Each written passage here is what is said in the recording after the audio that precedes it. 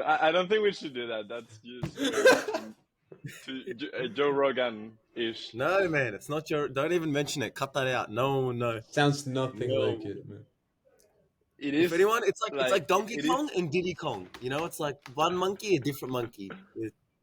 As Santi said, different monkey language. Oh yeah. Okay, makes sense. Yeah. Anyway, Charlie, why are we here today?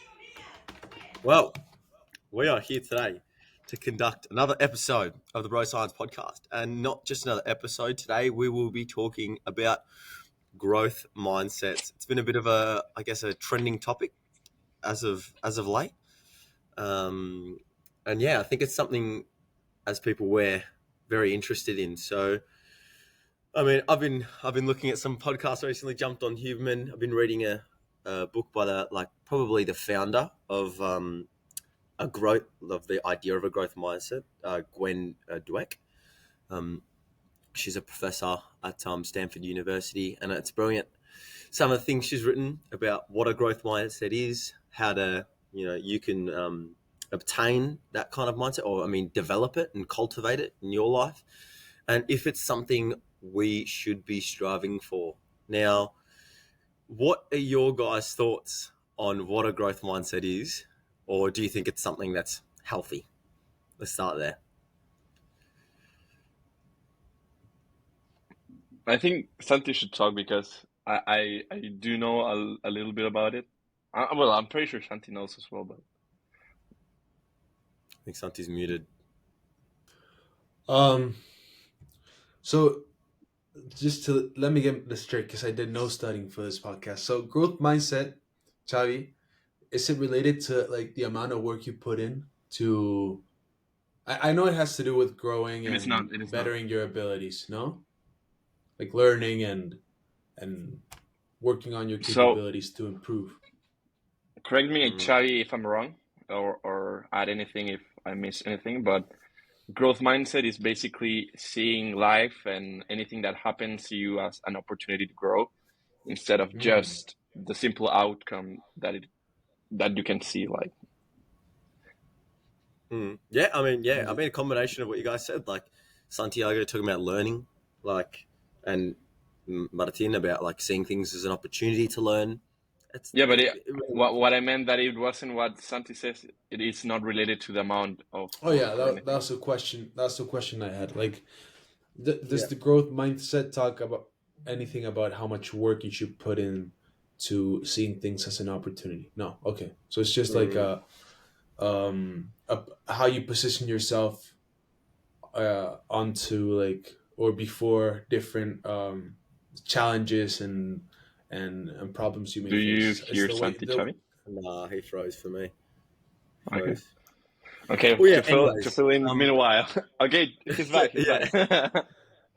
He Can froze, you hear man. me now? Yeah. Yeah. Yeah, I just had the question so it's just the way you position yourself. You position yourself to challenges you may face or problems. It's literally a mindset. So a mindset is basically like let's say the algorithm, the way you think about things, the way you think. Yeah, language is not that good to define it. Maybe Chavi can give a better definition. Yeah. Well, yeah, no, what you say, it is a mindset. Like the way you think about things, the way you process and organize information, it all seeing sounds things great. from a different perspective, almost. It all sounds great, and yeah, it really sounds great. Like it's just being optimistic about how you face issues or events in your life. And I really couldn't think of a way or a reason on why someone might be against the growth mindset. Can you guys think of a reason? It's not about it's not about being against.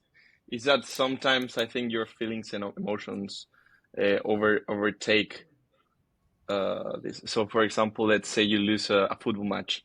A lot of people would just get angry and because they lost and that's it. And maybe that's not the right approach, right? You can see what did you do wrong, where did you actually put effort in, and where you didn't put that effort. or stuff like this, for example. Do you think anyone would be proud to, instead of adopting a growth mindset, have like a more emotional reaction? It depends. I would argue, a lot of people I think would disagree with me. I think maybe you're one of those, but I think there are places specifically in love relationships or friend relationship or any kind of human relationship where you sometimes do expect an emotional reaction instead of just okay. And there's a super famous clip of this. I don't know if you have seen Seinfeld, the sitcom from the Just 90s. a few episodes. Yeah, yeah, me too. I've seen a couple seasons, not all of them.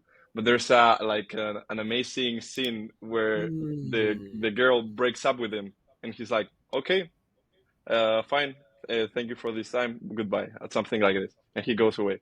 And she's like, "Why? I'm breaking up with you, and you don't care at all." And, like he's being rational. He's being okay. This is good. Like we finished things. Now I go on with my life. But she was expecting an emotional reaction because I think that's are what human relations are all about. It's a really good point. But on the other side, she was breaking up with him, and at the same time, she was expecting him to get mad. And is that But okay? Maybe not, but in good relationships, let's say boyfriend and girlfriend or mom and son or whatever, you usually do expect those kind of reactions, right?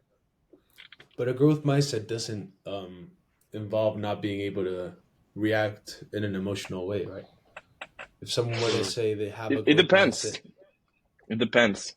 Can you actually learn and grow from an emotional reaction? Like yeah, sometimes yes, but not all of the like times. like Interesting where we've gone. Like I love how this is just like kind of taken a very specific part of like the growth mindset. Like, you know, because growth mindset is broadly like learning, growing, Yeah, and all that from opportunities. Now we're talking about the distinction, I guess, between the emotional, I guess, an emotional reaction or like a logical reaction. But for me personally, I think the most logical thing to do is understand your emotions instead of deny them. And that's where I feel like this can part ways pretty quickly a lot of the time. So yeah, a lot of people will, to grow and learn, will deny their emotional side and keep being strong and moving forward and all that kind of stuff, right? I don't think that's a growth mindset because I don't think that's a healthy way to learn, right? I think the healthiest way to learn is to understand emotions, either that's others or yourselves, logically, and then make a decision. You know, accept your emotions, accept whatever's going on, then make the decision instead of denial. And that's why I want to mm, just make sure that's said because, oh yeah, I yeah, feel yeah. like a lot of times you just deny it and just be like, no, I don't feel it. I'm fine. I'm freaking, you know, still a businessman, whatever, you know? I like what you're saying, man. Um, yeah, you're so right. Like you can actually the emotional reaction actually gives you an insight on Mm-hmm. what you can grow from, It's just on information. where you can learn or whatever. It's information, Yep. but I think sometimes the emotion is just way too strong that itself it doesn't allow you to see it, to see why you're getting that emotional reaction. But Oh yeah. maybe it's just a skill. Um, but yeah, yeah, I agree with you 100%. Is oh, we mindset lost goes my in for you. thing. Yeah, Yeah. Santi, you go anyways. Like what were you gonna yeah. say? I thought that growth mindset was exactly that. In part, it's like a skill you get. So once you've noticed that you have like a very intense feeling or emotion, then if Mm, you have adopted or are aware that you should like act with a growth mindset, then you should be able to reflect on how your emotion made you feel mm, and see where to go from there. Uh, so it's like I would see the growth mindset as a step two uh, to having felt deep emotions. No, mm. Yeah, Yeah. and I another mean, important part of sorry, okay, go Chai, because I was going no, to you go. switch a little bit the You go. conversation. You're gonna Oh no, no, keep switch. going. No, because I was gonna say like this is very like I think strong for me personally because recently I've been feeling pretty stressed at work, right? Or like just stressed in general, and I get like Can you see me still? Is this Yeah. good? Yeah. So I get like my stomach's churning, all that kind of stuff, and I've been reading this growth mindset book, right? And I'm like, this is great. So a lot of the time, anytime I've felt really bad or anything like that, what I'll do is I'll actually I won't just like lock it in a corner or avoid, like I won't just not rock up to work or any of that kind of stuff. Like that's not how I deal with things. I'll like start thinking, well, why am I going through this, and confront the issue? Like what's really going on here? Why is this happening? Um, and through that, like you find like, I don't know, that's where I get my breakthroughs. And so it's like applying your growth mindset to understanding your emotions, whether strong, whether weak, whatever. Um, yeah, and I love it. It's good. What are other ways that people that talk about growth mindset say that you can adopt those like um, healthy techniques to work on your emotions and your stress levels? I would imagine that remembering why you're doing the things you're doing in the first place might be a way to like reduce stress levels, or make you take action. There must be like different techniques and ways in order to bring back that growth Yeah. mindset, right? So that was a little bit where I wanted to switch the conversation to. Um, Not the stress particularly. I don't think stress is seen as a bad thing in the growth mindset scenario. But what I did wanted to add is that a super important thing uh, in the growth mindset, is realizing that whatever you are or do or whatever you achieve is a state and not your identity. So if you did well in an exam, for example, you did well in an exam. It's not that you are intelligent. Um, that's super important because it goes the other way around too. If Mm, you did bad in an exam, it's not that you are stupid. It's just that you did bad in an exam. mm. So that's an important thing. I don't know Yeah, if I you want to love add that. anything, Charlie. Yeah, I'm not very good at that. It's No? tough. Like that is like you need real emotional balance for that kind of thinking. Like just like yeah, not connecting results to and results in Identity. anything like to identity. For example, right? Very common. You're a guy. You go up to a girl, you get flat out rejected, right? Flat out. Hey, I don't want to hear from you. Very easy to connect that to, oh, I'm not this. Oh, I'm not that. Oh, Yeah. you go apply for a job, right? These are very our age examples, right? You apply for a job, you get flat out rejected. They don't even call you back. You call them feedback, they don't even call you back. They're like, nah, stuff this bloke, right? You're like, oh, what wasn't on my resume? Oh, and you really connect it to your identity a lot. Oh, that's what I can do. Um, and that's exactly what a growth mindset is not saying. It's is saying not to do. It's saying it's not about you as an individual. All you should do is learn from it. That's it. You're not bad per se. You're just learning. What do you guys think? Or how do you guys even go with that?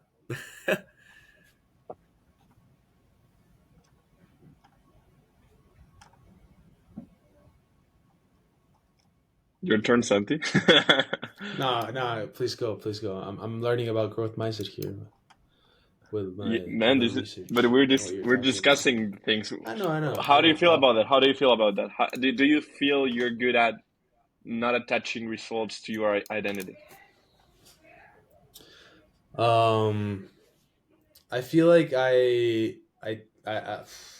think I tend to fixate a lot on my present self, so I forget about past achievements often, and condition myself to what I am like today. So if I did that at work, I will often go back to my house and think worse of myself, um, which I'm guessing is not very growth mindset-y. Um, Same as if I guess most guys, if they were to go to a disco or a party and didn't have much success with whatever they wanted, or wanted to talk to a girl or hit on a girl and they just couldn't, um I would guess they feel the same. Like their self esteem is affected, and Mm. I'm guessing that's one of the big points that the growth mindset tries to make you understand, is that your fixation should not be on today's or the present day's achievement, but a more generalized and broad spec, like, how do you say um, like a broader Spectrum. view spectrum. Thank you. Yeah. And the fun part about all of this is that, again, if anyone hasn't seen Andrew Silverman podcast regarding this, I recommend it because it's just way too good. But in this episode, he talks about this a couple experiments and researches, and one that really like caught my mind was they would see kids and relate them, and see who got like effort related praise or intelligent based praise. So so for some kids they would tell them, "Oh, you're so intelligent, you're so good," and two other ones they would tell, "Oh, you did so good, so good. You put a You're lot of so effort. you put a lot of effort," and stuff like this. Yeah. Mm. And the fun thing about the experiment is that not only the kids with the effort related praise did better, but the results kept improving, and the ones with the intelligence praise kept decreasing. So if they were doing good and they would tell them, "You're so intelligent," then the results will go down, and then they would tell them again, "Oh, you're so intelligent," they would go down, and then let's say that they would tell them, "Oh, you're so stupid." I don't think that was a part of the research, but it's part of the logic. It would go even more down. In the other case, if they did bad and they tell them, "Oh, but you put a lot of effort," the results would go up, and then again just effort praise, and then the results would keep going up and up and up. And I think that's so insightful and so strong, like, because a lot of people don't think that's true, don't think that if they put effort they will get the benefits. But I don't think it's only about putting the efforts, but also thinking that the effort is what is making you get better results. Mm. No, I lost Yeah. you guys. Oh, you froze. Yeah, I know, but the last thing you said, Martin. Oh yeah, that I think a lot of people don't believe in this, don't believe in the fact that that the more effort you put, the better the results. And I get why, Um, but I think what most of these people are not taking into consideration is that um, the fact of you thinking that you are so you put so much effort is it's giving you better results than thinking you're intelligent. Like, why do Mm. I say this? Because I've seen a lot of people saying, like, in the economical aspect, like, it's not true that if you put more effort, you're gonna get better results. It's not true that if you're poor and you work harder, you're not gonna get out of you're gonna get money. And that might be true, but I think those people, the people that say that, are not taking into consideration that if they don't have that mindset, the results are statistically are going to get worse. Mm. That's right. Mm.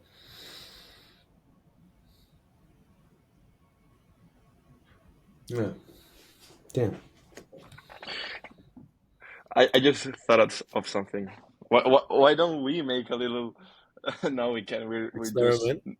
yeah, but we're not that much people to make it. Yeah, it's. No, it's What good. kind of It is experiment good. were you thinking? So in another experiment that Andy Hurman references is they would give these people, I don't remember if they were kids or not, some questions like, let's say, capital of countries. Um, So after the first one, they would tell them either, "Oh, you got the right answer," or "Oh, you're so good with countries," or whatever. Yeah. And even if they were good with countries or not, all the ones that were told, "Oh, you got the right answer," uh, kept getting good results, even better results, or whatever. Mm. But the ones that were told, "Oh, you're so good with this," "Oh, you're so intelligent," "Oh, you're so," Mm. the results kept going back down and down and down. I wonder why that is. Like, why it doesn't like, and this is what I mean. Andrew Huberman was talking about his podcast. Like, it's such a fascinating discovery because I feel like the way I give, and this has really challenged me personally. The way I give encouragement, like I believe in the whole encouragement is like faith, right? Like sometimes I'll look at someone and be like, "Oh my god, like your work is dog shit. Like you, what are you doing? You have no idea." But I'll be like, okay, get rid of that. Try and see something small in them, But and then bring it out. you gave So it can't be i- disingenuous. Has to be real. So like I try and find something small. I'm like, oh, I like this, and then I'm like, oh, you're so good at that, whatever. But apparently, but that works. A lot of the time, that works. So this whole like, and this is why I'm very skeptical about the whole idea of this in the way that they're talking about encouragement. Like, yeah, for me, it's always been as long as you're genuine, it's okay, you know. Mm. And So I I do guess. see improved performance. So yeah, but I would be careful with the thought that you just had, because for example, you just gave two different kind of praises in the same sentence. You said, um, what your work is so bad, you don't know nothing. So I your wouldn't work say is that so to them. bad. I No, I would, know, I know, but the fact that you included both in the same sentence uh, makes me think if maybe in the other way around, in a like in a good, trying to push them in a good way, you're doing the same, because your work is so bad is an effort praise that is not, it's not the best, but it's not good, mm, but because you're trying to put them down, but it's an effort praise. And you don't know nothing is like basically calling yeah, them stupid, right? So yeah, maybe when, for example, let's say you have a friend that is super good with draws, right? It's not saying that it's bad, or maybe it is, but it's but maybe saying you're a good artist is not the best, but oh, your drawings are so good, or you make really good paintings, right? mm, So it's about the phrasing on making not its identity, but their actions. mm. How do you guys reply or receive feedback? Is it easy for you guys to take feedback and criticism? Not that you say it. For me, I think it's super easy to accept that someone say, "Oh, you did a super good work. Oh, what you did was great. Thank you." I could take that. But for some reason, when anyone tells me, "Oh, you're intelligent," or "Oh, you're whatever, pretty, bro, whatever, you name it," I'm like a little like, I don't know. So like in the same regard of what Huberman said, you don't really appreciate that type of encouragement that involves like identity encouragement. Like Maybe it's that. you Yeah, prefer I don't know effort why, based man. Wow, encouragement. it's a great question. Yeah, I never thought about this in this way, Neither. because yeah, for some Well, for reason, me, like I don't believe it. Like like every so yeah, like if they told me, if for example I got a job super young and everyone would tell me, "Oh, you're so intelligent," but I wouldn't take it because I know that's not why I got the job so Mm. young. yeah, yep, I like that. Hmm. It's So actually funny. yeah, man. Like I remember when I first met you, Martin. I was like, this guy, he's 19 and he's working overseas. You know, instantly you want to think, oh, super intelligent. I'm like, what's going on with this bloke? Like And something's then behind the scenes, something's and then under the you hood of got this car, you know? and then you got to Like know him. yeah, and then you notice it's hard work and determination, you know? Like Right. that's what gets you somewhere, not freaking like luck or like I was born intelligent, you know? Shut up, man. Yeah. No one don't give me that. Yeah. Yeah, that's a really good case of determining, Mm, like deterministic, or being determined to get determined. where you wanted to be. Yeah. Yeah. So yeah, following that line argument, yeah, maybe because I knew that wasn't why I got what I got. Uh, I didn't believe it, but maybe the problem is that sometimes when you give the wrong praises, people misunderstand why they got the results they got. So Mm, if you tell to a 5-year-old kid, "Oh, you're so intelligent, and that's why you got the right answer," maybe he will assume that's why he Yeah, got the he's result. intelligent. Wow, that's so strong, man. Like, why wouldn't he doubt it? If you tell a 5 year Yeah, old he's a genius, like, sure, I'm a genius, and then he grows up thinking he's a genius. and that he doesn't need to like work towards whatever he needs. Yeah. Um, but it's easy to think about it when it's a 5-year-old, but we don't realize that as adults ourselves, it we live that every day. See, this probably happened to me as a kid without knowing. Like when I was young, I was always told I was really smart, right? And I'd always do extracurricular activities, like whatever. And it was probably the effort in those things that actually made me smart, right? And then by year like 8, I was like winning maths competitions and whatever. Like I was like, this shit's easy. And then by year 10, I was like, I just fell off. You know, like my results like just fell. I was like, what? You know, because I stopped doing all the extracurricular stuff. I stopped doing all this effort. I was good. I didn't need to do anything. Come year 11 and 12, I need to work my bloody ass off again. You know, I needed to work Hmm. hard, and so I did.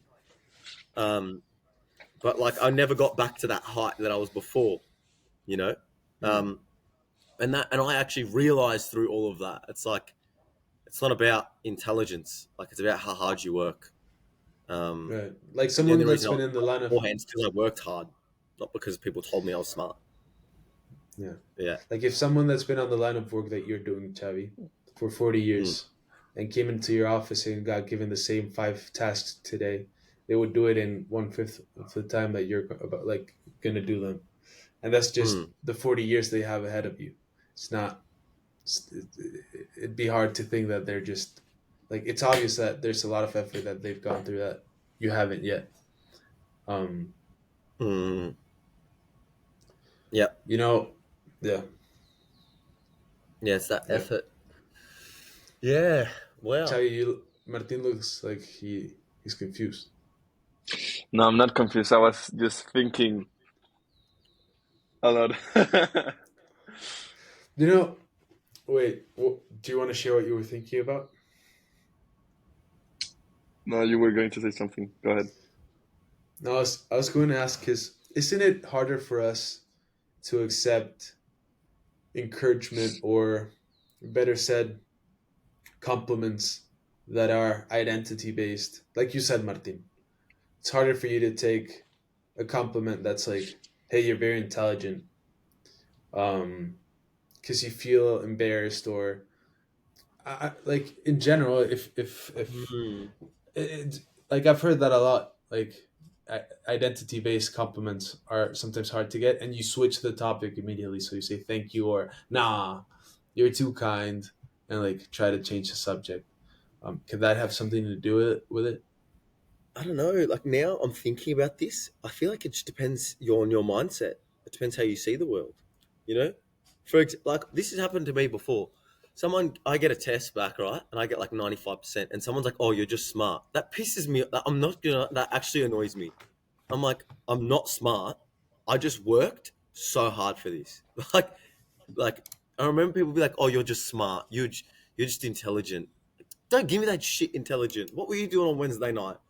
Then they're like, yeah, I was playing bloody Call of Duty, freaking getting my kill death ratio up. I'm like, don't give me that, you know. Um. So yeah, I don't see that is not.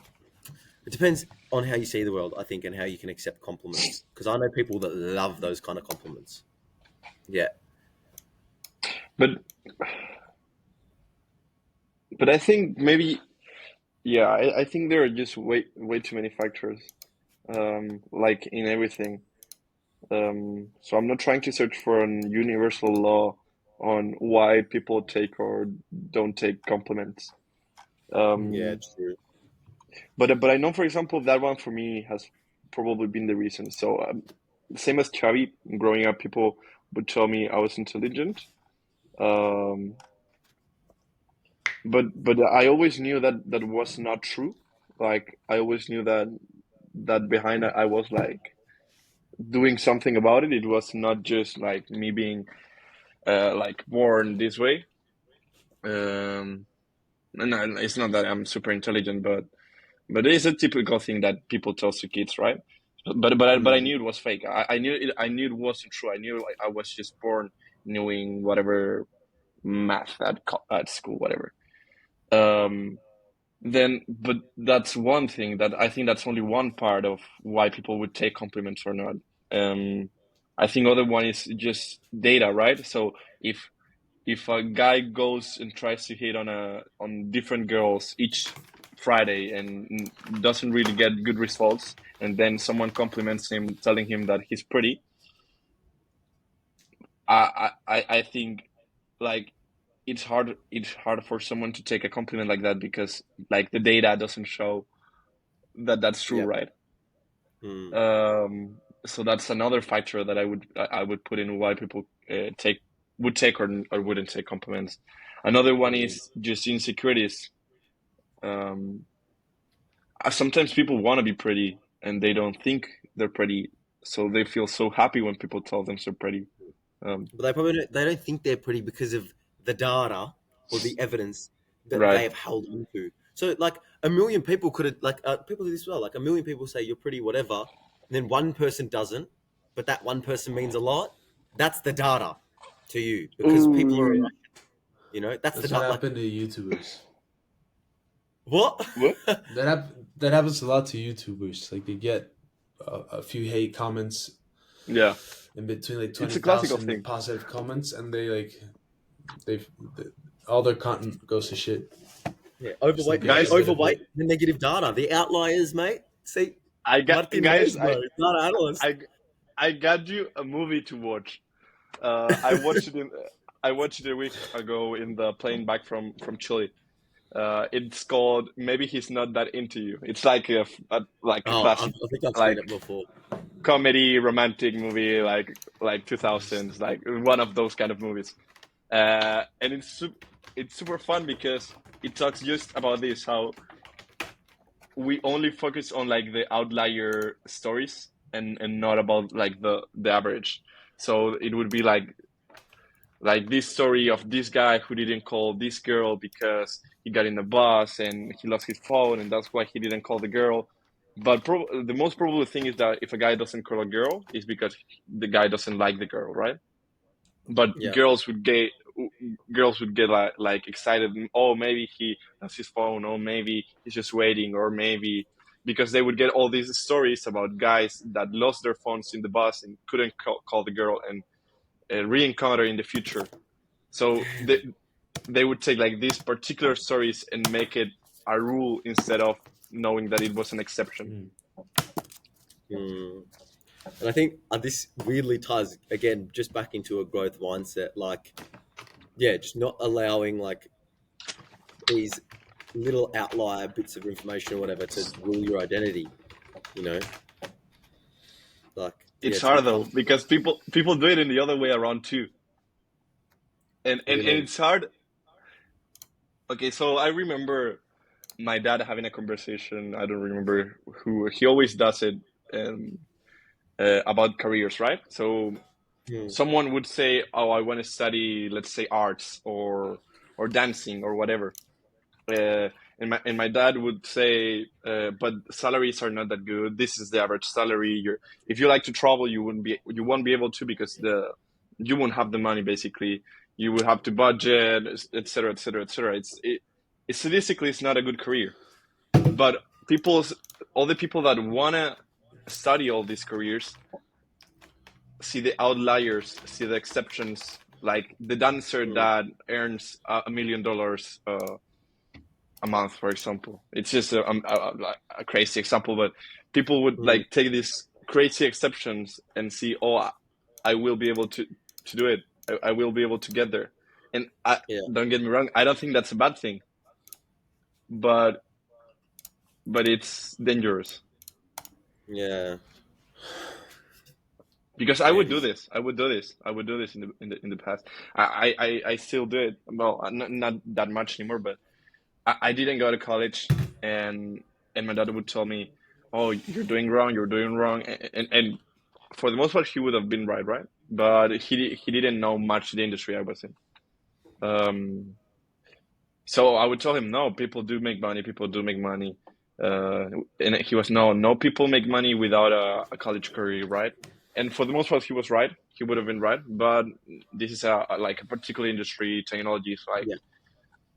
it's a particular thing, right? It's an outlier. Yeah. Um, but yeah, I would put these examples of people that didn't go to college and got to be millionaires. And my dad would tell me, well, but you gotta be one of those outliers, right? You gotta be that one Yeah. point 0.0001%. And I was like, Mm. I'm gonna be it. Like I would have so much confidence in myself. Um, Mm. It's because and which this by the way, I'm not there, and I don't want to be there. But in the past, I would really think that I could be that one outlier. And I wonder why, and I wonder if that is also something that makes you actually achieve things as well. Yeah, I think it does. I think it does, and I think Irrational motivation. yeah. Oh, I think this really it really ties into the way people think, which is in stories. You know, like you don't think like facts, you think stories, and like you think of the most riveting and outstanding stories. That's why your brain's not a computer. You know, it's irrational. It thinks irrationally, as Santi just said. Like you're thinking about the bloody millionaire, and that's the story that goes on in the mind. It's not about the average. You've never watched a movie just about an average dude doing average things, and that's it. Like there's no middle end, and like it's just like life. Like you don't watch that movie. No one wants to watch it. So why are you going to think about it? You know, like you're only going to think Well, about, oh, I'm going to quit school. And I'm going to become a millionaire. You know, like of course. it's funny you say that. There are lines of thought that are related to not thinking in stories, or I'm not sure if I'd characterize them just as that. But have you heard about nihilism? Yeah. Yeah, It's like thinking that nothing really matters. yep. Which I Um, fundamentally disagree with. Just anyways, continue. and that the universe is huge, and now we're all gonna die. And then there's like optimistic nihilism, which I haven't really learned a lot about.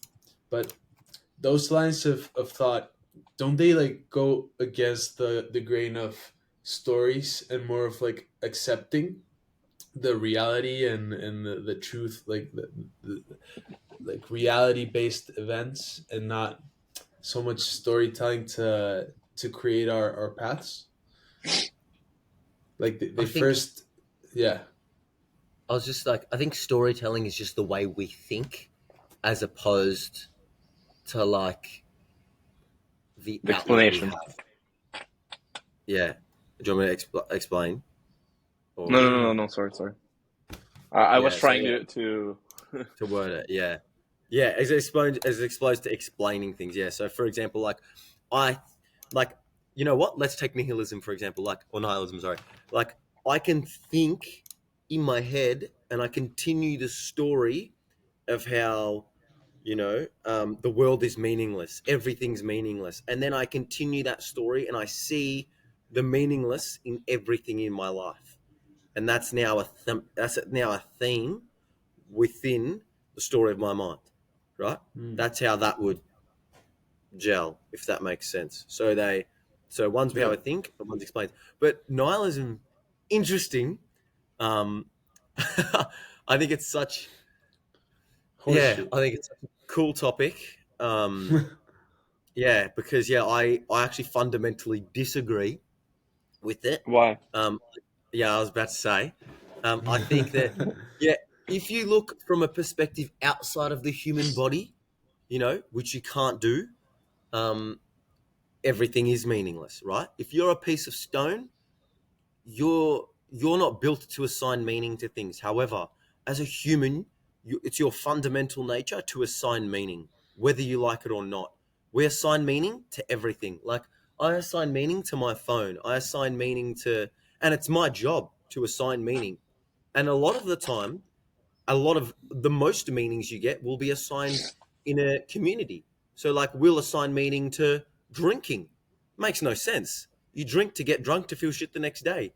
But there's this whole other meaning and community aspect around it, which makes life beautiful, you know? So, like, you can, nihilism, it's just a disregard for the fact that us as humans want, and all, we don't No. need to, we all just want to assign meaning to everything, you know? Yeah, but I think that's a misunderstanding of the philosophy because any nihilist wouldn't deny what everything that you said now. People do assign meaning to things, but Mm, they think that those things intrinsically don't have meaning. Oppositely to let's say Catholics. So Catholics would say, "Oh, this has a meaning because there's a God, and that Interesting. God gives the meaning to anything, right?" So a nihilist would say, "No, there's no God, and every meaning we're just inventing it. Anything, mm, nothing has meaning. Nothing has meaning itself. We're giving the meaning because we wanna invent it, but not because it has. But Mm. on the other hand, Catholics or Muslims or whatever would say, no, it has a meaning because there's a God that created it and whatever, right? So yeah, that's the difference. yeah. And you know what? I actually agree with that as well. Like, I think personally that, like, there's outside of the human body, there is no meaning. Like, meaning is a completely human constructed thing. For example, Yeah. like, if you, like, again, the stone example, if you're a stone, you don't have meaning. Like, there's no Mm. meaning, is not a thing because meaning is assigned, it's not fundamental. So, like, as a person, there's no fundamental meaning to my existence. Mm. But because I'm a person, and because I assign meaning and those around me have assigned it, I have meaning. As simple as that. Yeah. I have feeling. I have emotion. Like, So that's it. yeah. So, Is but that what nihilism is? yeah, I'm probably an optimistic nihilist without no. knowing it. So a nihilist would ask you, is that actually? O sea, can you live with that? Can you live knowing that you created the the The purpose, meaning. that you created the meaning, that you created that anything has meaning? Nothing has meaning. Nothing has meaning. Yeah, You created it, yeah, absolutely. And the reason why, and that's okay. just as I assign meaning, I go to the toilet. Are you okay to go to the toilet? Like, are you all right to do that, mate? I go to the toilet because I'm human. Right. You also assign meaning because you're human. It's normal. It's just what you do. It's who you are. So, like, Mm. it's a part of my But function but as a but human. not That's why I completely accepted it. nihilists. Nihilists disagree with you in that. Nihilists Yeah, and think that's yeah, it makes no sense to create meanings, yeah, like but that's because where they they're don't have it. wrong. They don't have it. 100% wrong. It's like you're fundamentally meant Okay, to okay. assign. I'm not 100% a nihilist. I mean, I'm not a nihilist. I do understand it, but I want to prove you. I want to test you. Okay, Oh, test me okay. Why did you go to work today? because I want to. But Because why? there's work for me gives me meaning, you know, and I Why? love and it What gives meaning? me What meaning? What meaning? it gives me meaning to my life. Like, it gives me, like, I feel. Hmm. Let me think exactly why I've come to work today and what Say meaning whatever. I. Say whatever. You don't need to be accurate. You don't need to be accurate. It gives Yeah, you money, right? no, It gives you money. You can spend it with friends. Okay. Is that a good answer? yeah, Good enough? yeah. Okay. Why is it important for you to go out with I'm just gonna friends? cut this short. This is all gonna go back to the either one or two things. One, I believe what people have told me about doing such and such. Like, hey, I'm only going to work because society said you need to go to work. Let me just say that as my reason, right? And then it's going to be like, why? Well, because I've bought in to that meaning. Or it's either going to be me, I created it, and that's it. It's not going to, you can't go further than that. It's just going to be something that I've mustered out of nowhere, out of thin air, or something I've agreed. I know that, and I'm happy with that, and I accept it and content. And that's okay. I think I just wanted to hear it in those words because I agree with Yeah. you. Mm. But yeah, I just wanted to hear it in those words. Yeah. But I think what other Just couldn't be bothered going down the white path. Martin, are you aware of any other like third type of reasoning to give meaning to so. things? No, but the thing is, okay, why do you go to work? That was a Because I really want to get. interesting thought experiment, by the way. Mm. Let me just go through what I would have asked Xavi. He didn't Yeah. stop me. So why do you go to work? Okay, to get money because I want to travel, spend it with friends, eat whatever. Okay, and why do you want to go out with friends? Oh, because it makes me feel good. It's good socializing, whatever. And why do you do that? And then and why do you do that? And why do you do that? And at the end, you just end up with the fact that like nothing, like just because, and there's something you can explain, and that reason you can explain is because you, as Chavi said, you either invented it yourself or you just got it from Adopted society it. and family and friends. And Mm-hmm. so yeah, that's a good exercise, and I think the only medicine against nihilism is just accept that it's okay. I'll just be happy with what I've got. I'll just accept it. Mm. I think my medicine to that, because I've been down that route before, especially when I was, changing like from like my religious background from full of faith and everything set to why, you know, just realizing that like it's just a part of my function to assign meaning, and it's beautiful, and that's it. Just like really realizing that. And I always go back to the example: the rock doesn't assign itself meaning. We do. Why? Because we're human. That's it. Like, No, no, if I was a no. monkey, It's not. That's another one. Another no, like thing that. because the way my brain works chemically, like I'm Yeah, talking like that. but Like I can't. we don't assign meaning to a rock because we're humans. We assign it just because No, I see. This is where like I disagree. I actually disagree. I think it's because we're humans and the way that we're biologically formed, like we're built to assign meaning. Like you but you're see born. how you're being able to explain a why being human is making us giving meaning. So if you're able to say a why to that, then you can keep going back. So why being human makes you able to give meaning to a rock?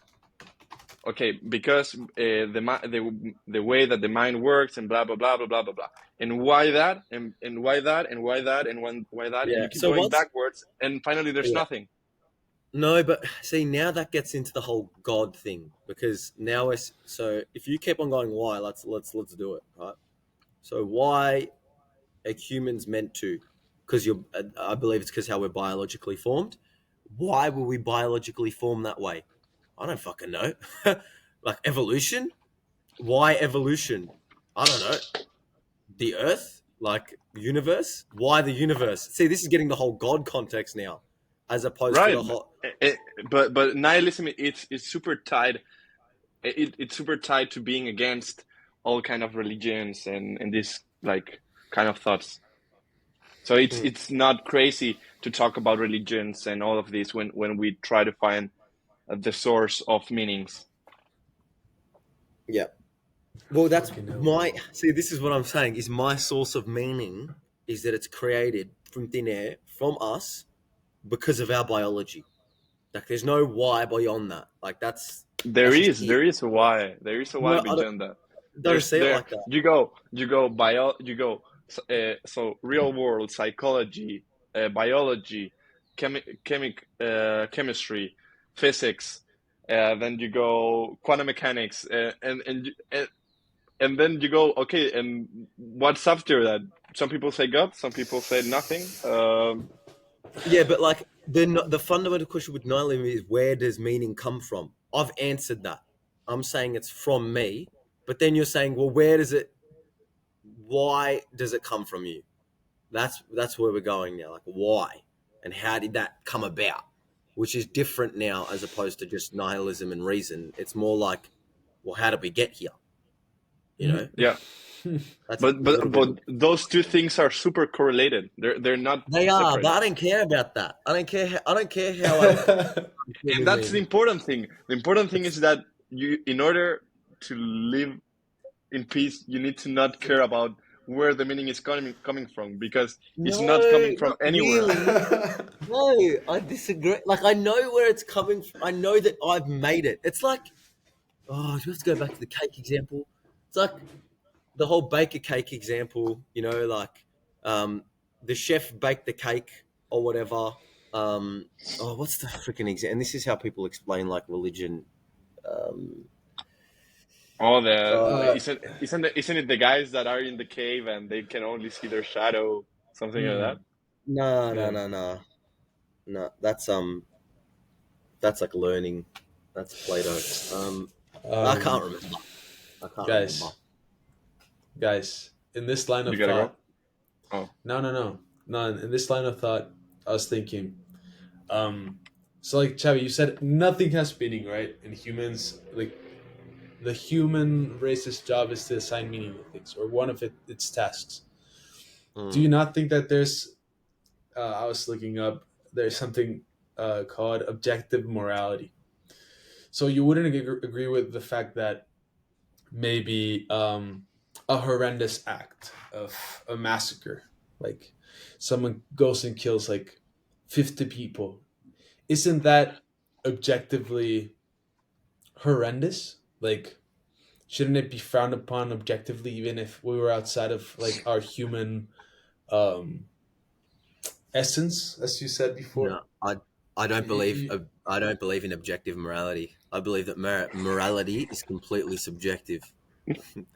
It only you is. don't think there's anything that can be attributed like exclusively as a good act, like Nope, maybe giving a friend a impossible. hand with Impossible. Because morality, again, is created by people, not by the universe. So, for example, my good is your bad, and your bad is my good. so Like, so so when Saudi Arabia countries, so that there's a cultural difference there, are against LGBTQ's rights, yep, yep. you think that you have no place in arguing what they think is, or yeah, maybe you could argue that you could like have a debate with them and like try to put your views, but you don't think that they're intrinsically objectively in the wrong. So then there can't be objectively in the wrong as a part of my Right. idea of the world, because morality is subjective. All I would know is that from my subjective point, they would be wrong. And the reason why I would Right. argue is because of my subjective morality. And Mm. now I follow my own subjective morality and I agree with it. And that's all I have. And what, like, and this is what I was actually talking. This is great. I was in Paris, Mm. right, with my friend Tim, and we're walking up the steps to which has been in Yeah. the podcast, by the way. who has been in the podcast. So we're walking up the steps, right, to I'd love to meet him. the Sacre Coeur, one of the churches on the hill, and we're talking, and Tim's saying, he's like, look, like, it's funny in life, like, I want to be good and do good, you know, but that's what I think is good, and I can, I'm thinking of myself as this, the marble and the stones on this craftsman, right? I'm molding myself and shaping myself so one day I can be this person that will do good for the world. But then I've totally realized that I'm going to do all this good, and someone's going to consider my actions evil. Like, someone out there will. So your good will always have unintended consequences. And I'm listening to him like, Oppenheimer. I haven't watched it. you're so right. Oh, No, I've, no, I've bro. always thought of myself as someone that will do good for everyone. But what I've realized is that you can't do good for everyone. You can only do good according to what you believe, and then in the hope that it's good for some, and that's all you can. That's all you can have. You can't have anything Okay, more. Chavi, Cannot please everyone. You can't. Impossible. I have a thought experiment for you, man. Thought experiment Imagine with me. that imagine that humanity has made contact with an advanced extraterrestrial civilization. Extraterrestrial. Thank you, man. These aliens possess an incredibly advanced technology that allows them to observe the entire universe and understand every action, thought, and consequence that occurs in it. They have a perspective that transcends time and space, enabling them to objectively determine what is morally right or wrong in any situation. Now, let's suppose that these aliens present humanity with a hypothetical scenario. They reveal that an individual on Earth is about to commit a heinous act, such as causing mass harm or destruction. They Mm. offer you, Xavi, and your friend, Martin, the opportunity to prevent this act from occurring, knowing that by doing so, you will be intervening the person's free will. Now, here's the ethical dilemma. If you and your friend choose to intervene and prevent the harmful act, you're prioritizing the prevention of harm and suffering, aligning with what the cosmic observers would define as objectively morally right. Or if you and your friend choose to not intervene, you are respecting the individual's autonomy and free will, allowing them to make their own choices, even if choices result in harm. I hate you. What would you guys do? I will bring you another thought experiment after this one. Yeah, the thing Again, I is, don't hear this again, but go, Mike. regarding what Chavi said, I agree with what he says, pretty much all of it. I only disagree in the fact that there is an if there's an objective morality or not, and is if we define an objective for society, right? So if we want, because if we want to make a happier society, then there are objectively things that you can do to make a society happier, right? If you want a bigger society, then there are things that you can do objectively to make a bigger society, right? And if you define the purpose, then there is an objective morality that is basically anything that goes towards that purpose. Or maybe not, because there's another conversation in that. Yeah. If the means if the purpose, yeah, you know what I'm talking about. But yeah, like let's just remember we're talking about morality, not happiness or bigness, because they're not morality. So if but you were what going is to say, morality? What is so morality for? morality is just defining good and bad. Like let's take a real simple look at it. Yeah, Instead of but if you can define imagine what that defining good and bad as a nation, as a universal law, that's objective. Yeah. That's the only form of objective morality. Impossible. But being objective on having like an objective fundamental rule on growth of society, that's different. That's like objectively, right? I know that watering a tree will make it grow. That's not. Yeah, you're good or right. bad. You're right. I was Yeah. thinking about evaluating how much an action is good or bad. So yeah, you were right, because if we define what is good and what is bad, then we can actually judge if an action is Yeah. morally good or bad. But we have to define first what is good and what is bad. Yeah. So you're Then right. it's just yeah. So okay, going back to Santi. Santis, Yeah. I would stop it. But in because that is my definition of good. Subjective That's what I was morality. going to say too. Not That's what yeah. you guys would stop it because you have your own subjective morality. Yep. But if you were like outside of the Earth and like we're watching, and you were like, if you didn't know what the Earth was about and what people did, well then you wouldn't know what. That's the thing. That's the thing. Like, do you wanna do you rather better or free? So let me explain. I get it. Yeah, would you? Let's say again, a god comes and tells you, if you do I can tell you what to do, and you would get millionaire, or you would get whatever achievement you want. Do you actually want the best, or do you want the free will to mess it up and not make it? or maybe make it, but do you want the free will? You know, it's a really interesting argument to this. Like, if God is real, what was his decision? Yeah. Free will.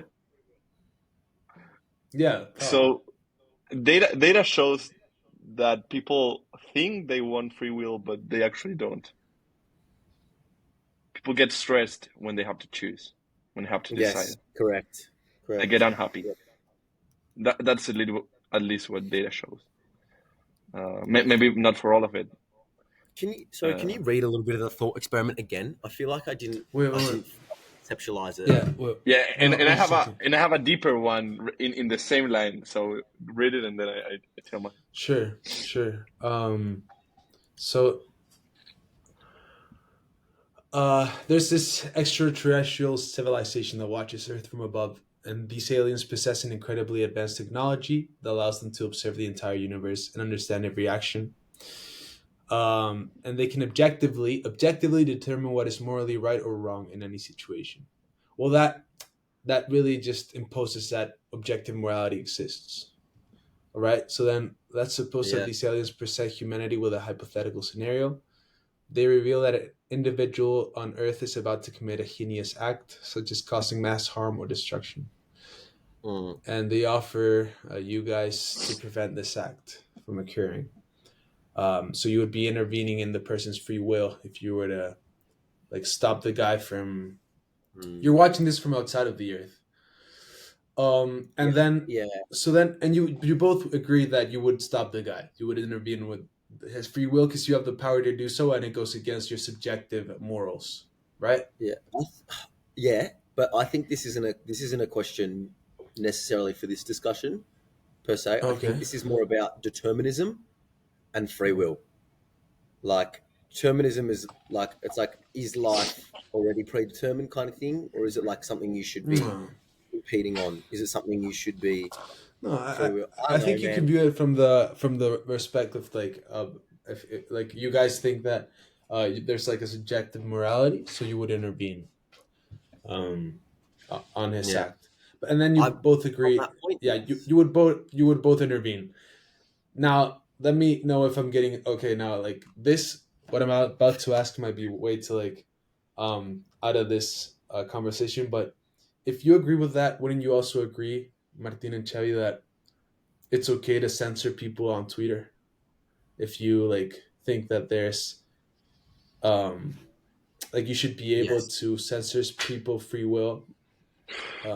Sketchy, so sketchy. I literally do agree with this. Like censoring, I censor people from my daily life. Like, like not even joking. Like, someone's talking. Like, this is what I do actually. I really don't like gossip. Like, I really just don't. It just triggers me, right?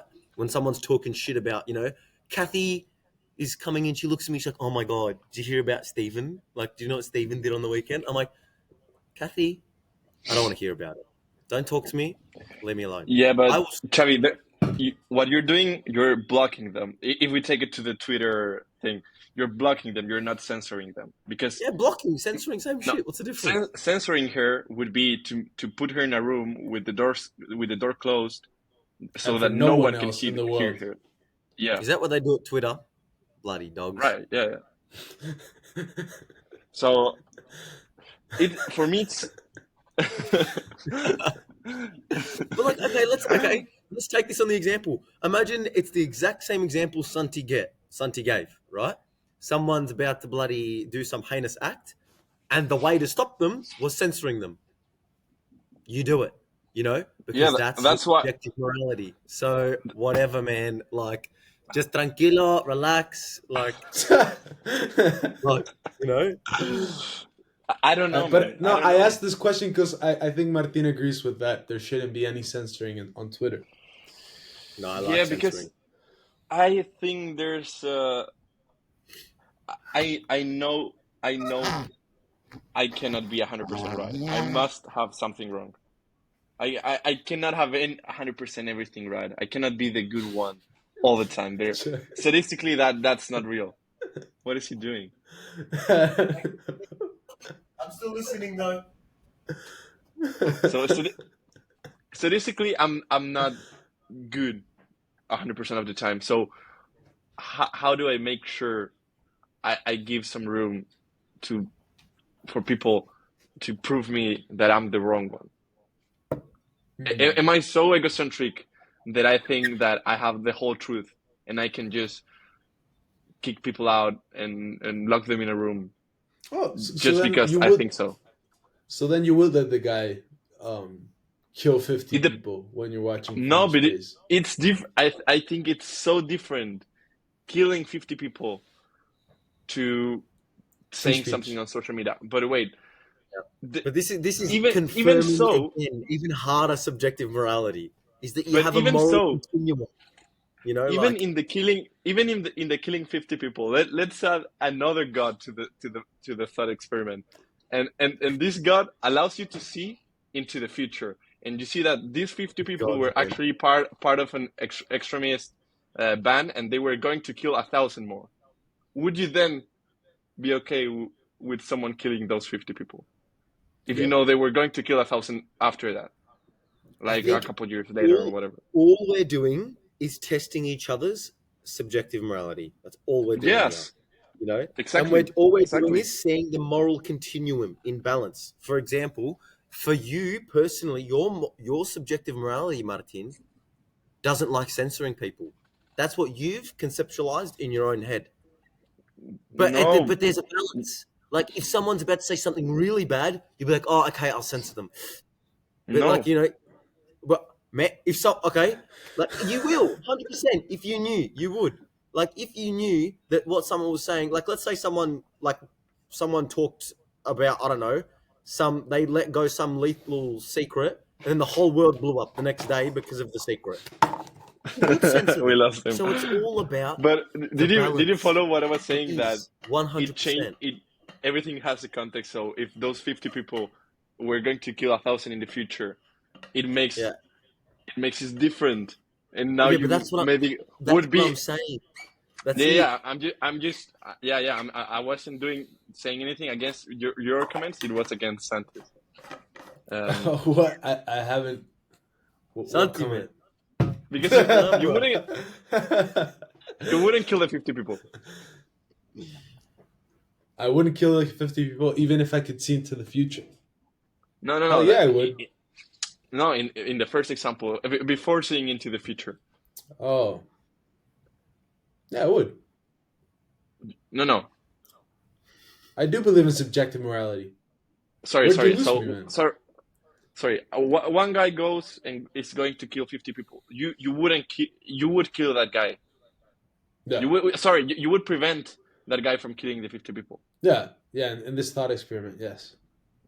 Yeah.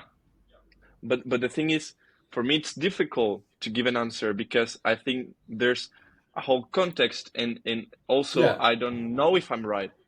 And a proof that Hmm. I don't know if I'm right is that I don't know if killing those 50 people if is good or bad because there's a whole context and world and things that I don't know of. For Mm, example, Yeah. that those 50 people are going to kill 1,000 people in the future. And that's mm, just a silly example, but it's just an example to prove that I'm not right all the time. And someone mm. killing 50 people sounds wrong, but could be better Right. somehow. So good, because you first answered that you would prevent the guy from killing the 50 people. Now Yeah, I changed my mind. you change your mind to yeah, yeah. That's why I asked And the Twitter that's why I example. wouldn't censor people on Twitter. No, I Right. don't know. I don't know. Subjective reality. I don't believe you. I don't believe you. But But what's your what's your thought experiment? yeah? That's what I was gonna ask. Your deeper thought experiment, Martin. okay, okay, guys, go with me. Okay, if it is in our power to prevent something very bad from happening, uh, without having to sacrifice anything with moral significance, then we must morally do it. Are you guys agree with that Wait, statement or not? say it What? again. What?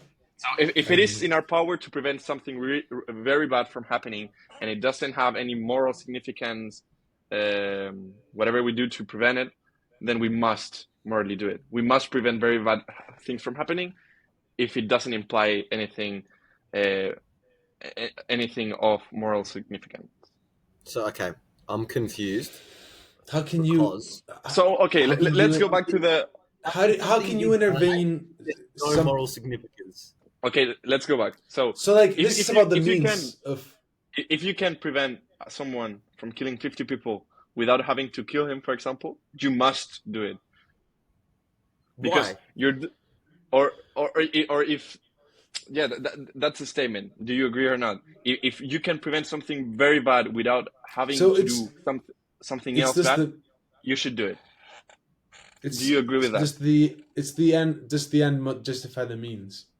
It's sort of a way that No, question no, no, no, gets no. in. Because the thought experiment is just is deeper than that. It's not about killing. It's okay. If someone is hungry, and you have food and you're not going to eat it, you have to give them the food because they're hungry. No, not that because that's not uh, very bad. But do you understand? I think I kind No, of understand what you're getting at, but to me, the question's broken. I reckon the question's broken. no, It's because again that's just not a, the whole question. isn't Okay, it just a test of our No, balance no, again? I can tell you no, why. that's not the whole thing. That's not the whole Get it up thing. on That's just ChatGPT then, man. I want to hear the whole thing. I want okay, full sausage, bro. Full sausage. okay, okay. For example, okay, if it is in our power to prevent something very bad from happening without having to sacrifice anything of moral significance, then we must morally do it. Of Okay, moral significance. without having to sacrifice anything of moral significance. So Yeah. okay, Is that don't the take the whole thing? killing. No, no, no. It's just that you're thinking and you're questioning it, and so I want to explain it so you understand it, so I can keep going. Keep going. Okay, okay. Then hunger, disease, and other sources of suffering, disability, and death are very bad. Do you agree with that? In Oh, your own moral understanding, do you agree with that hunger, go disease, again. and other sources of suffering, disabilities, Yep. and death are very bad? Yeah, yeah. In my yes. Correct. Do you agree that luxuries on which we spend money are not of moral significance? Luxuries. So Yes, yeah, so clothes, cars, yes, whatever. Moral So it is. significance. yeah, Yes. do you think your clothes have any moral significance? No. Do For I think example, my clothes are good or for bad? example. I mean, this. Yeah. You saying Yeah. this? So you disagree, maybe? You disagree with your I Reebok? might Like, disagree. Fuck. I Wait, disagree. and this is the final line. So by donating money to relief agencies like any agency that buys food for poor people or send water to You Africa have to do or we could prevent hunger, disease, and other sources of suffering, disability, and death, right? Therefore, we must morally donate any cent that we usually spend on clothes, uh, food that we don't need, nights out, uh, whatever.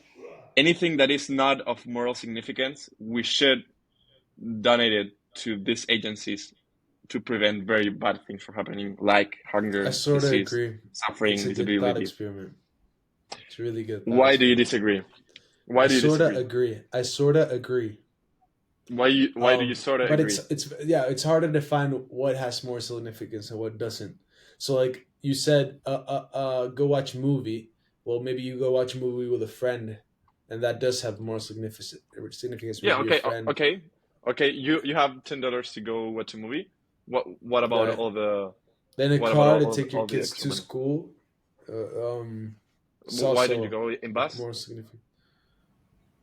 Um, yeah, because that way they're more comfortable and they can study more and they take less time to go to school, and become But better professionals and eventually do more help with or like with the money that otherwise would have gone instead of the car to Mm.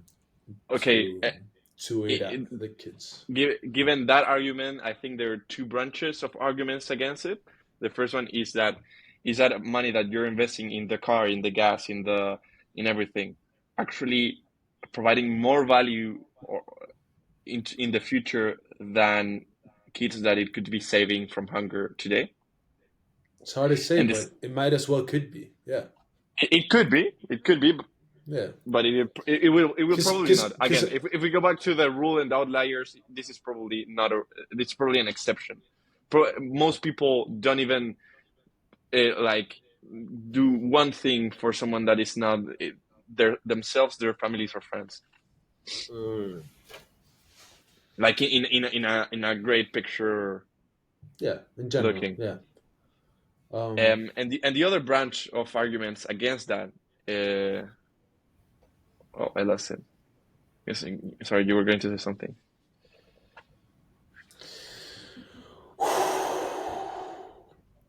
Yeah, I think it's a tough question because it's like the same argument that would go to someone like trying to get fit, and like you wouldn't tell them to never eat a pizza again because it would interfere with their like general happiness. Like you wouldn't tell them to never drink a beer in their life because having a beer with friends obviously doesn't help you in your goal of getting fit. Just like spending on a car instead of donating to a charity doesn't help towards the goal of aiding kids in Africa, maybe. But you still do it because you also need to satisfy your own cravings to keep going.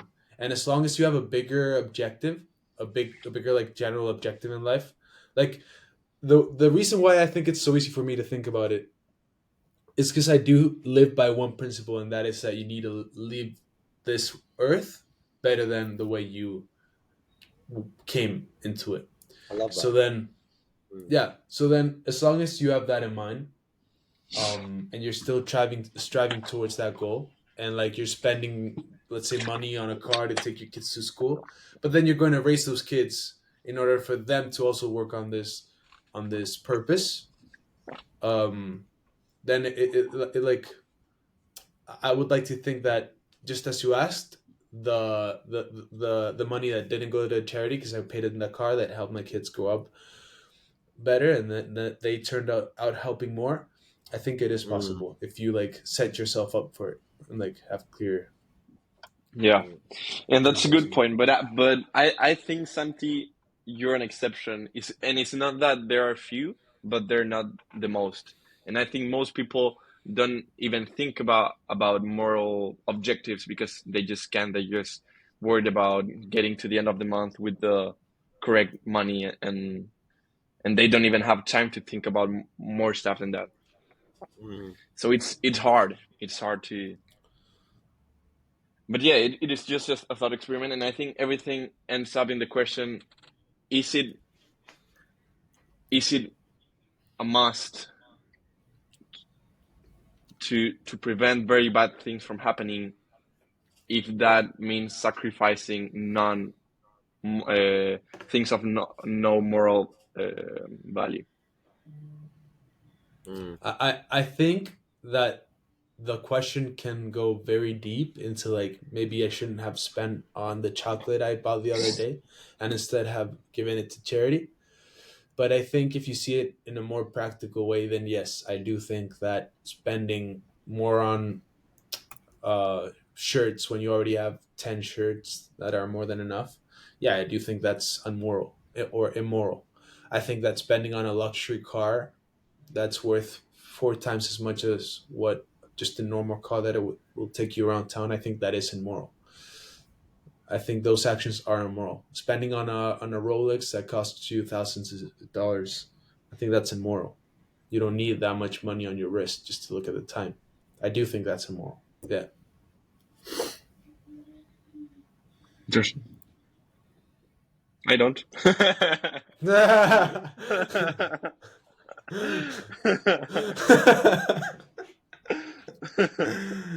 Really, man? I think it's immoral, but I do it. Like I buy a better pair of headphones if I feel like it. I'm not saying it's right. I think it's immoral. Yeah, Well, you yeah, don't yeah. think it's No. You don't think immoral it's to immoral? buy headphones? immoral to buy better headphones than the one you already have. Why? Because you would if the headphones you already have are good enough for to fill their purpose, then why should you be Mm, renewing them if you could be doing doing um, other things. yeah, the Okay, let me put a example spanner in the Martinez. works. Let me put a spanner in the works. If you don't know, or not that you don't know, if you don't think of all the opportunities set for your potential monies, is that your immoral action of buying headphones, or is that like just being fundamentally human? And what I'm saying is, what you're talking about is opportunity cost. Saying, if the cost of me buying these headphones, I could have done this with it, I could have done that with it, but because we're fundamentally human, we can't think of all the million things, other things we could have done with it. We're probably only thinking about two or three: save, spend headphones, buy new shoes. You never even thought about giving it. But is that No, immoral? but I don't think that's true because we do know that those charities do exist, and we do know that we don't need those. No, I'm not saying Uh, you know, but I'm saying when you bought. Because I know plenty of things. There's actually things in my subconscious that I know. But even recalling that information might be difficult if you ask me now. I'd have to really think, you know? yeah, So, but under that argument, then you could just do anything. We're trying to get to like moral perspectives and trying to find mm, the deeper mm. But answers. Uh, but yeah, but yeah, I'm a yeah. yeah, like, Under that argument, anything is right, right? Under the argument, oh, I mm, just didn't know. It's not mm, my problem. I think it's a dangerous argument because it allows too much. well, yeah, Um, I'm kind of like toying at like the imperfectness of human nature But and how I like do have a good this is the perfect argument. I do have what I um, think it's a good argument against, not against, but maybe yeah, it's not in line with this train of thought. Mm, But it's okay. Let's say you earn $2,000 a month, and you on your daily expenses, like in a month you spend, let's say, 1,200, and you have 800 left, and instead of buying things for you, um you just give it to charity. Will those $800 really solve the problem? no, but they'll strive towards achieving the problem. Yeah, they'll help towards But fixing the will it problem. make a difference? Yeah, for sure.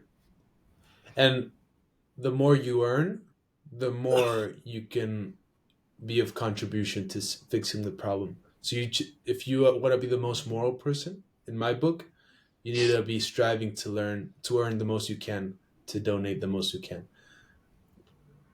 But will people? I don't think so. But Yeah, there's but yeah. For me, it's easier. Maybe it's still not right in what society constructs as right, right? But for me, when I think about that, should like will mm, will I actually solve the problem? Like, you have sorry, but it's a fact that you're going to be helping towards fixing the problem. Do you have trouble with not being able to see the changes yourself? no, man, but okay. Let's say you put $800 towards hunger in Africa, but mm, okay, that will feed, let's say, 20 people for a month, What let's say. right? So, but you're just happen to be giving the example of food. You might instead be investing in a technology that will, I don't know, be far more impactful and feed the families. Um, if you But get are what you I doing mean. that? I'm not. I'm immoral. No, no, I'm not I'm saying you. I'm not saying you, but are you as lucky is man, you're not people immoral, doing bro. that? You're a good guy. Don't say people are that. not doing. You gotta have a I'd growth like to think mindset, people are man. doing that. See, guys, Martin, were you about to say something? No, Okay, there's an author. There's a philosopher called Peter Singer. He's got a bunch of I've books. heard about it.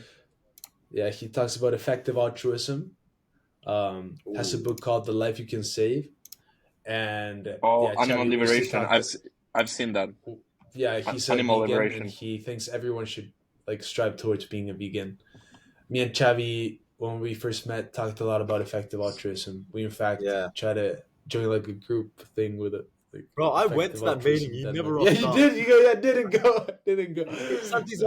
Santi's like, oh, there's this sick effective altruism thing. I'm like, oh, that sounds awesome. I went, and Santi's like, oh, sorry, I didn't go. How was it? I was like, what? But it was like a bar meetup, right? Yeah, Anyways, yeah. Peter Singer's like the guy Why that did has pushed. why did you not go?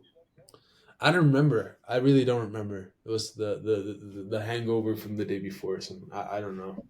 I was being Yeah. immoral.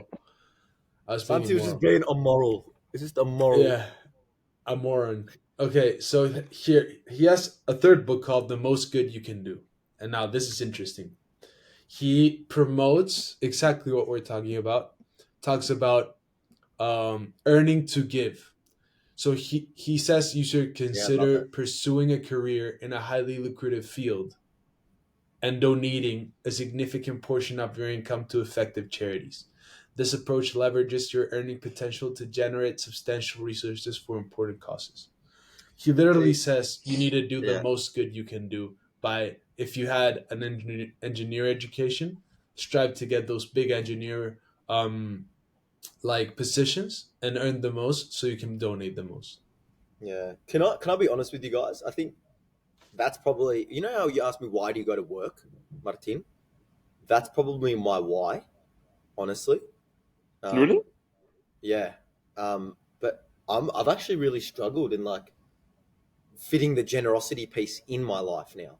So now I'm busy and now like trying to fit that generosity piece in and outwork that.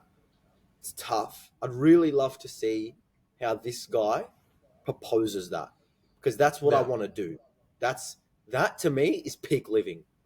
Like, oh, that gets me like passionate. I'm like, yes, let's go like fix some issues, or like let's, even if it's just one person's world that like you help, I'm happy. Oh, Like, so he would disagree with that. really. He would say you shouldn't be happy with that. Your capabilities can do much more than that. He Oh says no, you shouldn't be the I one. like that. Yeah. Okay. I know. Okay. Cool. Yeah, he Yeah. says you shouldn't be the one that goes and like plants trees in Africa or whatever. He says you should study the most you can to like earn enough money and send 80 volunteers to do the same work you would have done yourself, and that would be far more impactful. But yeah, but then those 80 volunteers shouldn't go volunteering and should go studying, Yeah, yeah. and they're I all don't. of a sudden would yeah. No one goes. He also does other things like cost effectiveness, prioritize causes and interventions that have a high degree of cost effectiveness. Consider how much positive impact can I be love. achieved What's with his each name? with how consider how much positive impact can be achieved with each dollar donated or each unit of effort invested. It's literally optimizing I love the it. most good you can do. It's Peter Singer. Peter Singh. Peter Singer. Singer, yeah. Living SIN. modestly. Singer discusses Singer, yeah, like yeah. Living modestly. Singer discusses the concept of living simply to free up more resources for charitable giving. By minimizing Love personal it. expenses and consumption, you can redirect more funds towards effective causes. This And at guy the You don't. end, wait, at the end, if then okay, hear me out. what? If Don't give me it. This is not a great yeah. me. I'm Here's where liking this. this is where nihilism hits. He's Ch like, does it mean Chavi, anything? Yeah. No, fuck off, man. It's Chavi, boring. do you have time still, or do you have to Yeah, bro. run? I'm start work at 8:30. I felt bad for you Okay, guys because like, isn't it nearly like 12 o'clock where you are, bro? yeah. Anyway, okay, hear me out.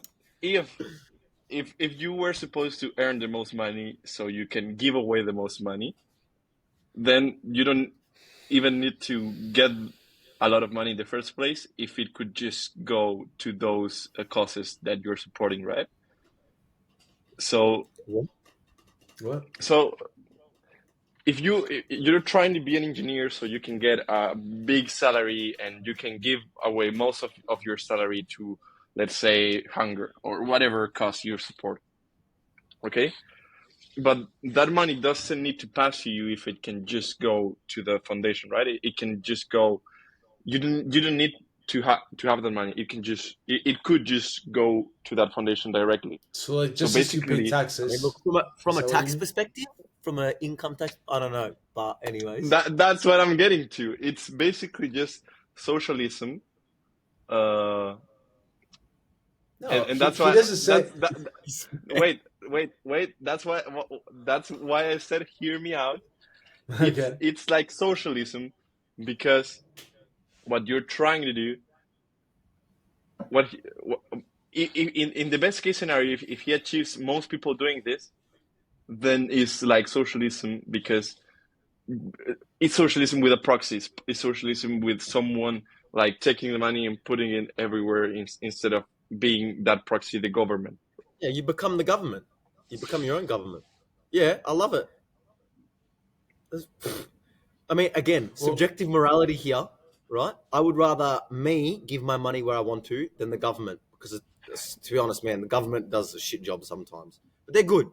I like the government, but yeah, sometimes, man, just like but I get pissed off at you know what annoys me about the government? The inefficiency of the business, and not like, anyways, whatever. I'm not getting such a deep Yeah, conversation. Go start. You yeah, speak, bro. but yeah, that's what I was getting to. Like, that's basically it. Yeah, I I I would like to stick more on the, or I would like to get your opinion on the morality part. It might be socialism, it might be not, but do you No, it's more not like socialism. It's not socialism, but it kinda is in the way that you're basically you're choosing to pay a super big tax, but you could just solve this with it being a tax itself, with the only difference that no this allows you to not force other people into it, but no. just do it yourself. So then it's not. So it's not But socialism. in the best case scenario of these guys of this guy turning everyone into this train of thought, It might be, yeah. it could be. Okay, go ahead with the question again. I couldn't get it. I wanted, yeah, because you said you didn't agree with like this train of thought, and you didn't agree on living more modestly, or more specifically, I think I gave the headphones example, and you said you didn't agree, or the car, the Rolex.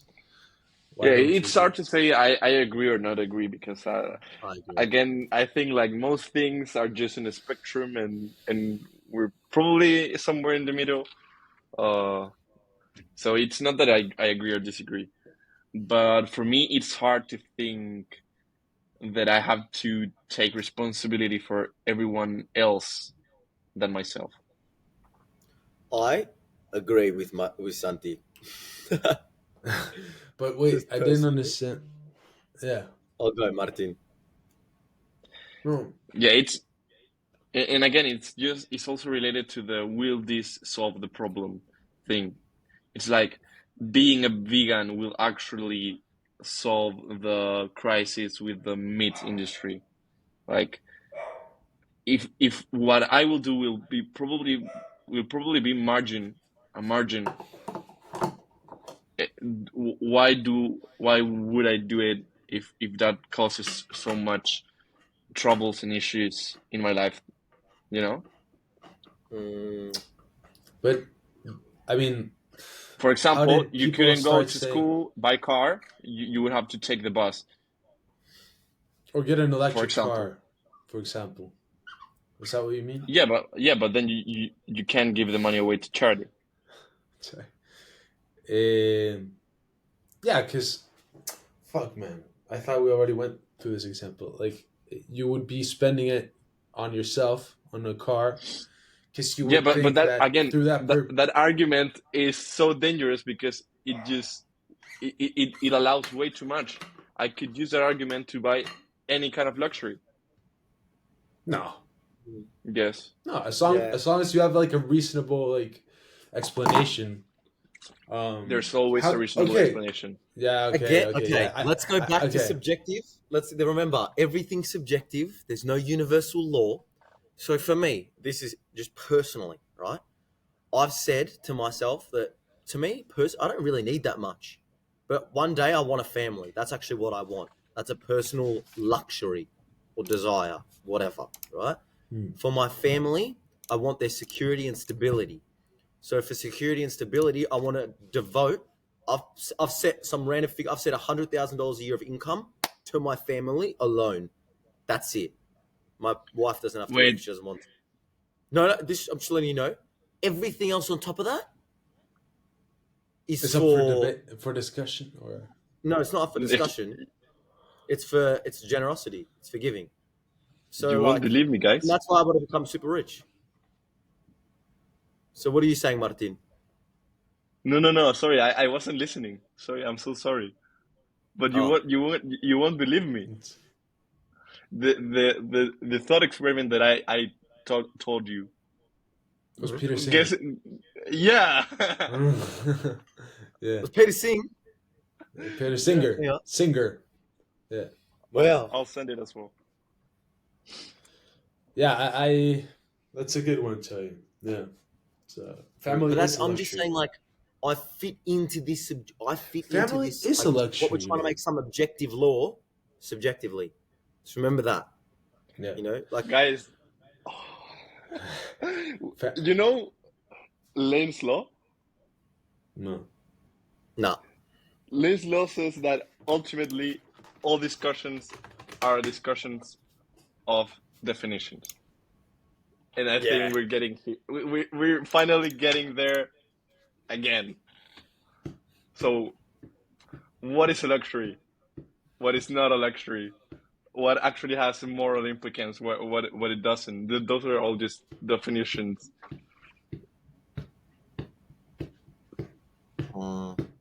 I think we're good to leave it here for today. Oh man, Like I'm so philosophied out. Like so philosophied out.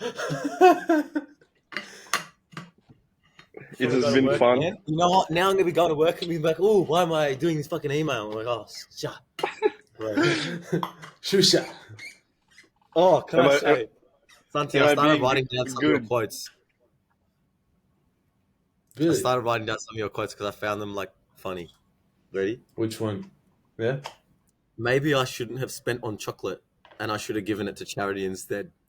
I'm 23. Right. We gotta do a compilation of this. Oh, so fun. Ready? Maybe I shouldn't have. I wouldn't deny people the pleasures of life. ... Like eating pizza. Like Is that what I said? Man? intense philosophical discussion. I wouldn't deny people the pleasure of life, like eating pizza. Like, and in the podcast, you'll see me. I just start laughing. I'm like, what the fuck, man? Like, But didn't I say like the people like trying to be fit? Yeah. yeah, you're like, I Deny wouldn't deny them the pleasures of pleasure. life. Fitting pizza. Yeah. I don't know. I think I roughly quoted it. I don't think it's something Yeah, no, like it's that. good. Something that I love makes it, sense. man. I love it. Your Yeah, last sounds one was beautiful. great. Did you see in the chat what your last one was? I was listening Did- to one of the other podcasts. Ready? What did you say? Oh yeah. You can't compare your life partner to shitty food. I was so serious about that one. Yeah, I know, man. I love Santi gets the best quotes. No, but I listened to it and that was not what he said. He said you can't compare your girlfriend having a friend to shitty food. Girlfriend. No, it was about your life partner. You have to listen to the whole segment. Your life I partner did. or someone you're like, in love with or whatever. Man, you send the timestamp. Did you listen to it? Yeah, I'll put it. I'll No, because I was I'll do it listening to again. the whole podcast. I was like reviewing. I'm like, is this good? What are we saying? What are we talking about? Ordinary people And are what evil. do you think? No, I actually liked it. That podcast was Guys, really interesting.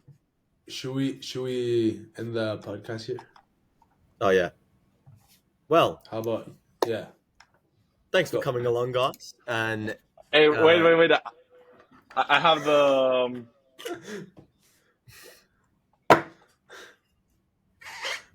What? Wait. Wait, play it. We can't hear it.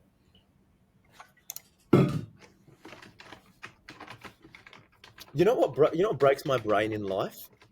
You know how like sometimes you're on a phone call and you're playing music, and in the phone call they can't hear the music. How does that even fucking work? Like from your phone? Ooh, yeah, it's a great question. Like, does it not recognize its own sound? Like, is that even possible? No, I think it actually listens to it and knows exactly what it's putting out as. So like those sound frequencies, it just And then it's what? like it deletes them. Yeah, Is that even like it's what? insane. Bro, Yeah. Okay, Steve Jobs Chavi, is just smart. Yeah, no, you and were noise wrong. cancellation. Noise can. I was What's wrong. wrong? Yeah, it literally says you can't compare a live friend or a new friend that happens to be a male to To shitty food. shitty food. Yeah, Yeah, still a great quote. You can't yeah, yeah. compare It is a a great live quote, friend but to shitty food. it was not accurate. It wasn't accurate. Oh, we'll make it accurate, whatever. Okay, Okay, let's wrap this up. Well, go for it. we've learnt lots today. We've learnt about growth mindsets. We've learnt about nihilism, and we've learnt about a whole range of philosophical things, and also learnt that your brain fizzles out by the end of these conversations. So, thanks for joining us, and hope we'll see you next time. Woo!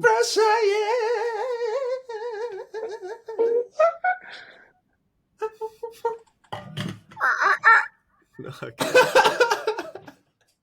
Brazilian.